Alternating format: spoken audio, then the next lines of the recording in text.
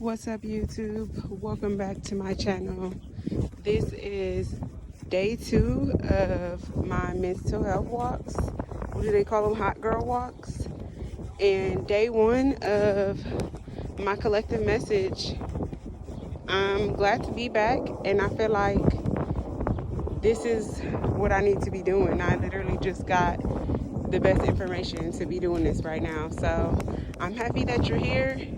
And if you are here, this is the message that you need to hear today.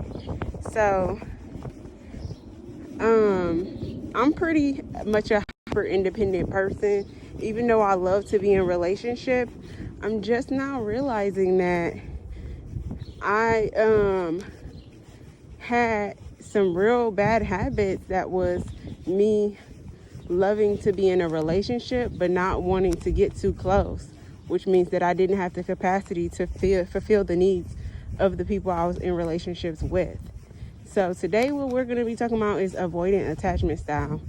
Now, if you've watched my podcast, I've done a few different episodes on attachment styles, and your attachment style can shift depending who it is that you're in relationship with, because somebody could you could be a secure attachment style. You could have went years working on your attachment style, releasing codependency.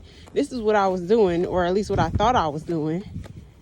And then you can get in a relationship with somebody, and then they trigger you to become avoidant again, okay? So my realization is that I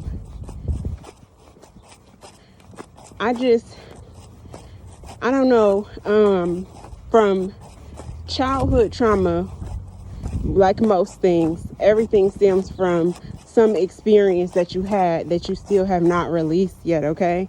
And as a Reiki healer, I'll give people Reiki all the time, and sometimes they holding on to energy from something that happened to them physically, mentally, emotionally. It really doesn't matter. The whole point is that you're being a bag lady, and that was me.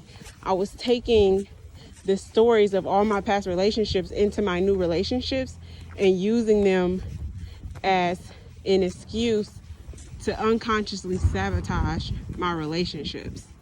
Because honestly, it come down to daddy issues for me personally. Like, I was on my walk yesterday and I was thinking, why is it that I hate men so much? Why is it that my expectations for men are so low? And why is it that I'm so critical of men?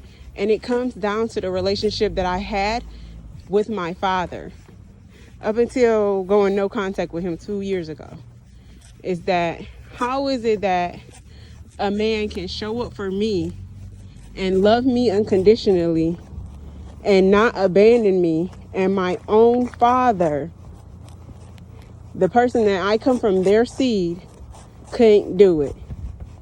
It's like the bar is in hell.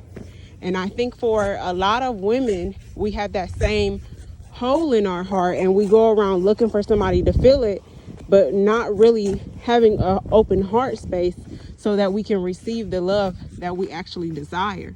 And that's where being an avoidant comes into place, because I would seek out a relationship and a relationship and a relationship, and at the beginning it will feel so good. At the beginning I did have the capacity to pour into that other person, but as time went on, it was like, on the external, it could be perceived as somebody just being selfish or y'all not being compatible. But on a deeper level, I was avoiding my own self. And the truth is, you can only meet another person as deep as you have already met yourself. So if there's things about me that I have not yet realized, I can't even begin to work on them. Sorry, I ran out of storage, and I think that means that I need to recalibrate. But basically, in being an avoidant, you kind of mask what it is that you really want because you're too afraid that you're gonna get hurt, you're gonna be abandoned, or you're gonna fail. So this could play out in your career, it could play out in your romantic relationships. It just depends on where your core wound is. So like for me, my core wound lies with my father, so that I have issues with men. If your core wound relies on your mother, you might have an issue connecting to your own children as a woman. Or as a man, you might seek women who provide for you in a nurturing way, but they end up being controlling. It just depends. So right now, the place that I am in is that I'm very self-aware. And self-awareness is the best place that you can be, because now you're conscious to your own behaviors and ready to make a change. Once you change your mindset, you start to change your behaviors and your habits, because you realize those two things don't align. It's only so long that you can keep doing the same thing and not getting any results before you start to get exhausted and overwhelmed and overexerting yourself. So if you are avoidant, and you can relate to this, if you are in a relationship with avoidant, the best thing that you can do is give them space to figure it the fuck out. Give them space to grow, because you're going to get hurt trying to understand them, trying to change them.